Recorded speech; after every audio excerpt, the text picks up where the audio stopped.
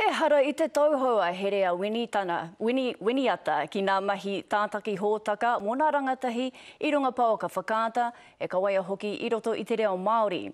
He oe ko te kai nā kau nui te mahi I nā ko te eke panuku I roto I te ao pāopaho, te ao waiata rānei tāu e hihetia ana. Nō reira, ki te huaki mai nā tatau ki ngā pūte iti nei hei tautoko I wāu mahi me wāu whāinga, whāia hiana huarahi wātea ka tika. Nā te kahaonga upe hitanga katahuri. Ko te tūmana ko karata mai nā taringa o te hunga pupuri pūtea, ki te āhua rōrika o tēnei reo. Ka oti a koe nei waiata, ka tuku nātu kia te mānga e pāho, ka whakarongohia e a rātau o waiata, me he mea kāeke, ka tukuna e rātau e tehi muni ki a koe, hei utu I a koe, hei utu o ki te iwi I a whina I a koe I roto I tēnei haerenga au. E ara hoki tēnei kai waiata I te tauhau ki tēnei āhua. He huarahi kua takahia e ia I mua, I te wā te kaumā pitu noa tōna pakeke.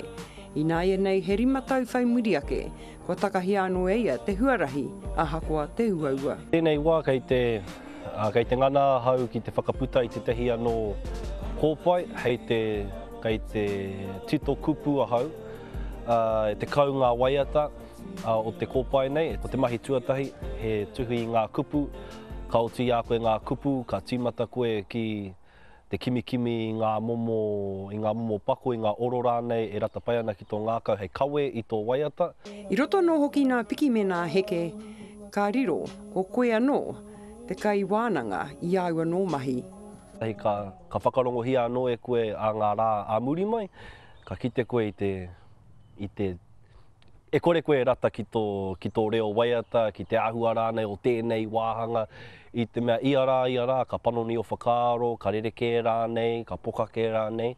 Nā reira, ko tāku he mahi uaua me tapatahi ngā whakaaro I ngā wā katoa ke oti wawe ai.